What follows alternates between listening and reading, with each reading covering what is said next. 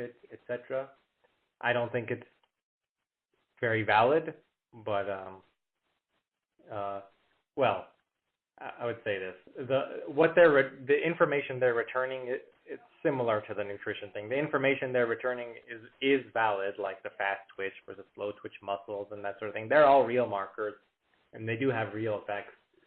But again, I think these are like things that are gonna affect the performance at an elite level, not for an average person. Yeah. So anyway, I think that they've done a very good job with their marketing of their tests, but I don't think they have no technology advantage over anyone else. Mm-hmm. Good. Nice. You've mentioned Habit a couple of times, so just thinking about focusing in on them more closely. Is there anything else to add beyond what you've mentioned previously? No, I think that's actually similar to Pathway. I think, again, no technology advantage, very good marketing, questionable real impact on your life, but I could see how, people are all into personalization of everything these days, so I could see how, people would gravitate to that product. But again, I don't think they have any technological advantage over anyone else. Okay. So a lot of websites will put for entertainment purposes, like on the side of it when they actually talk about legal or tax things. Would you put these in the same sort of like, it's real, but it's really, you should just use it for your own edification more than something that's truly valuable from a medical standpoint? Yes, definitely. Okay.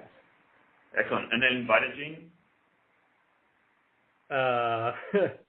I don't know as much about that company. I reviewed them a little while ago.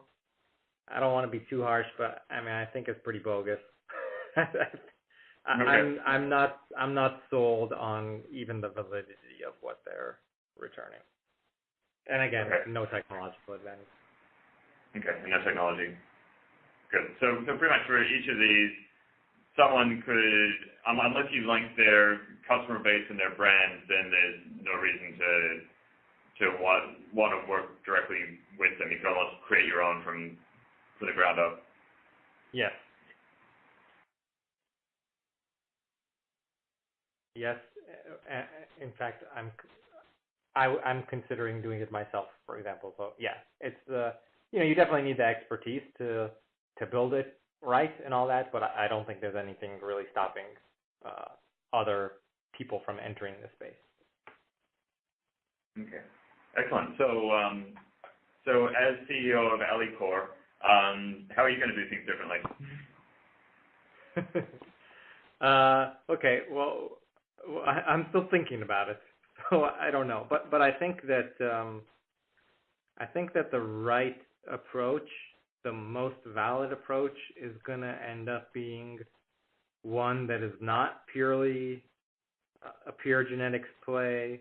Okay, well, some of this is affected by the business model also. But if we just stick to like the science aspects of it, I think that probably the right way to go about it is to have disease-specific tests that combine genetic information with other predictive information. So I would say something like, you'd have a coronary artery disease specific test that would include genetics as well as some recurring subscription for cholesterol level testing and maybe some other kind of less used markers that are associated with coronary artery disease, and you sort of just track how people are doing over time with this information, and perhaps comparing them to other users with equivalent genetic risk. Like you sort of compare their behavioral or nutrition habits to people that are of similar genetic risk, to sort of give them a guidance in terms of like how well you're doing relative to people like you. I think maybe something like that. Anyway, that's like my vague idea of how something